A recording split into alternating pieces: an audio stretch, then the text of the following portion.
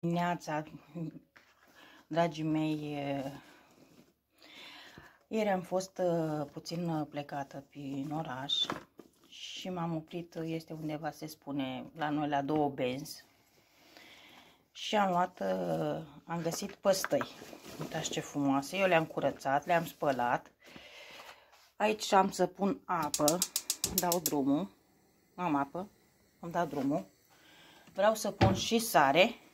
Și mi-am luat și niște castraveți să mai pun la murat.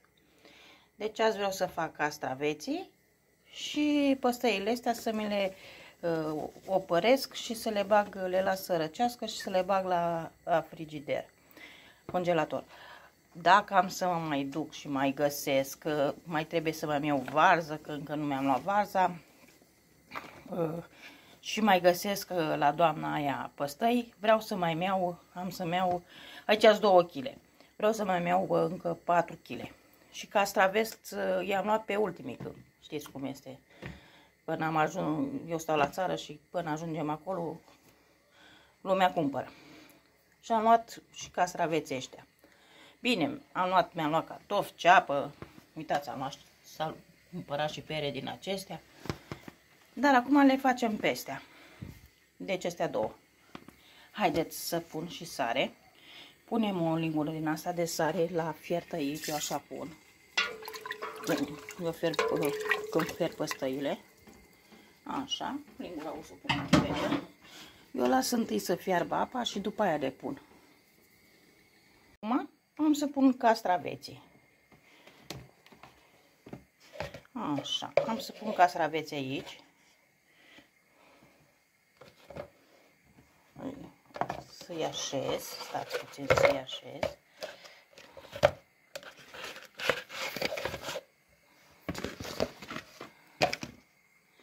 Așa, ca să pot să-i așez, că să încape mai mulți.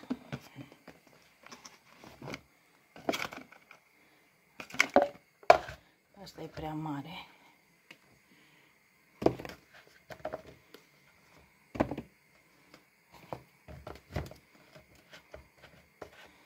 Așa.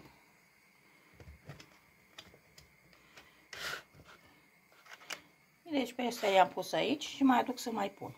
Am mai adus 2 borcane, dar pun într-unul deocamdată, stați așa.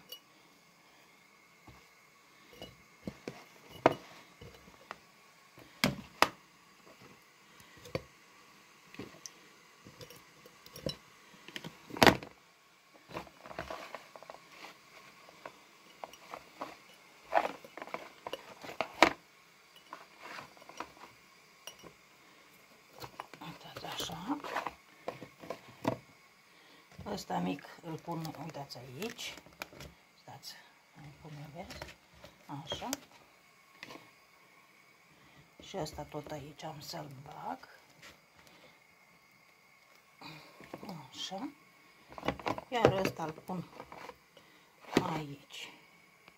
Uitați, am pus pe toți, așa, iar acum să-mi aduc oțet, boabe de muștar, piper, enibacar și sare. Și pun și o linguriță de zahăr, să știți. Deci, eu am să pun la borcan și niște usturoi. Așa. Și aici pun, stați puțin să vedeți, și aici pun usturoi. Și acum,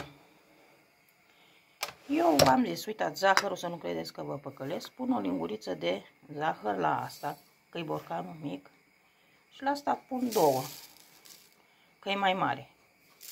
Așa. Acum pun sare.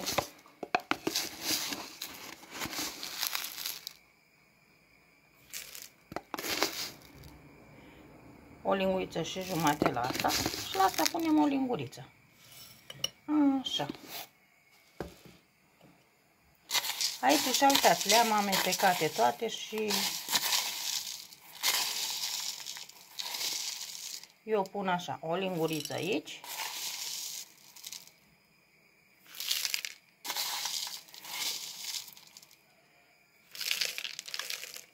Așa, și gata. Acum să aduc oțetul, să pun oțet. Și acum am să pun oțet. Vedeți? Deci am pus cam un sfert de borcan. Și la asta îl torn pe tot acesta oțet, îl torn. Stați că se vede de fapt, văd cât. Da, tot. Și uitați că nu se focusează, cred că, dar se vede. Acum pun și apă.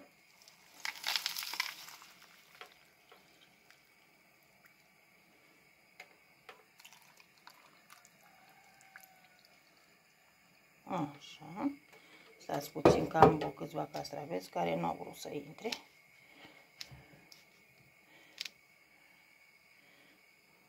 Și am să le pun capacul. Și uitați, am întors și cu fundul în jos, să nu credeți, vedeți, nu curge deloc. Așa. Pe ăștia i-am făcut, uitați, ăștia gata, am terminat. Acum mă ocup de păstăi. Să vedem dacă a fiert apa. Stați puțin să-mi așez. Da, uitați, apa începe să fiarbă. Mai las că să fiarbă ca lumea. Între timp am pus și păstăile. S-a închis camera, nu știu de ce. Deci am pus prima tură, uitați, le las să fiarbă și după aia le scot. Uitați, am pus și a doua tură. Astea le-am scos. Așa. Le lăsăm și pe astea la fier. Așa. Și când se răcesc, mi le pun, văd în ce mi le pun și le bag la congelator. Uitați. Și uitați, mi-a ieșit două pungulițe. Așa.